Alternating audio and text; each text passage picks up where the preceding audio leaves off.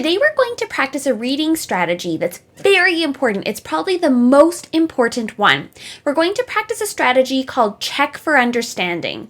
And the reason we practice check for understanding is because every single author who writes a book has a message that they want us to receive. They want us to understand.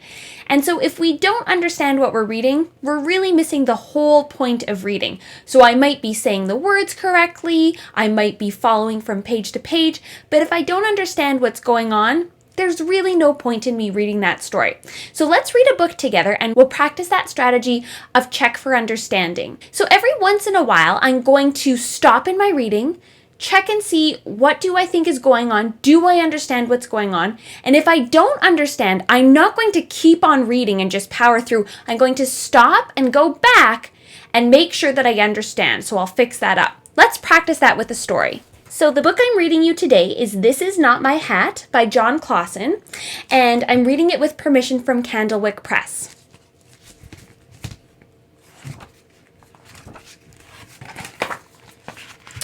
This hat is not mine. I just stole it. I stole it from a big fish. He was asleep when I did it. So I'm going to pause, just like a good reader would, and I'm going to check for understanding. So I need to think about what's going on. So there's a small fish, he's wearing a hat, and he stole it from this fish. Yes, I think that makes sense. I think I'm understanding what's going on. So I'll keep going now. And he probably won't wake up for a long time. And even if he does wake up, he probably won't notice that it's gone.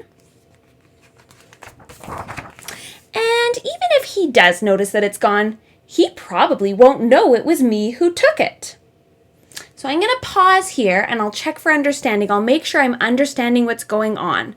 So this fish, it looks like he's hungry and he's looking for food in the seaweed, and he's angry that he's so hungry. But if I think right too, that doesn't make sense because there was the fish before with the hat, and I don't know what the fish with the hat has to do with this. So there must be a problem. I think I need to back up and reread to make sure it makes sense. And even if he does wake up, he probably won't notice that it's gone. I realize he's talking about the big fish. The little fish is saying, if he wakes up, it'll be fine. And even if he does notice, he won't know it was me. So that's what's going on. And even if he does guess it was me, he won't know where I'm going. But grade 2s, I see he's going in the same direction as the small fish. I'm a little worried for the small fish. But I will tell you where I am going. I am going where the plants grow big and tall and close together. It is very hard to see in there. Nobody will ever find me. So I'm going to pause and check for understanding. The little fish is going to a spot where the plants are big and tall, and the big fish won't be able to find him. I think that makes sense. I think I can keep going. There is someone who saw me already, but he said he wouldn't tell anyone which way I went. I hope that this little creature here, this little crab, won't tell. So I am not worried about that. But grade 2s, I see that the crab is pointing in this direction to the big fish, which is the direction that the small fish went in. I know it's wrong to steal a hat. I know it does not belong to me, but I am going to keep it. It was too small for him anyway. It fits me just right. And look, I made it, where the plants are big and tall and close together. So I'm going to check for understanding. I think that the little fish is going here because it's his home, and so he's going home.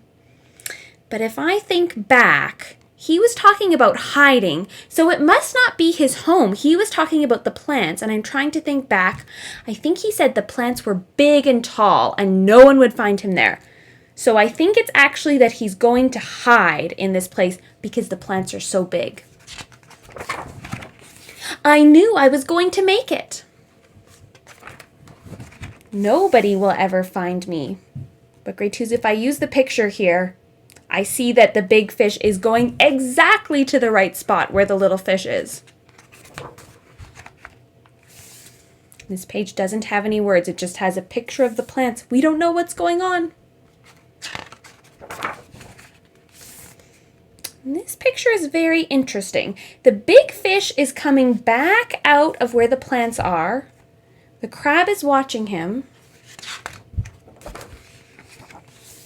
If you look very closely, he is wearing his hat again.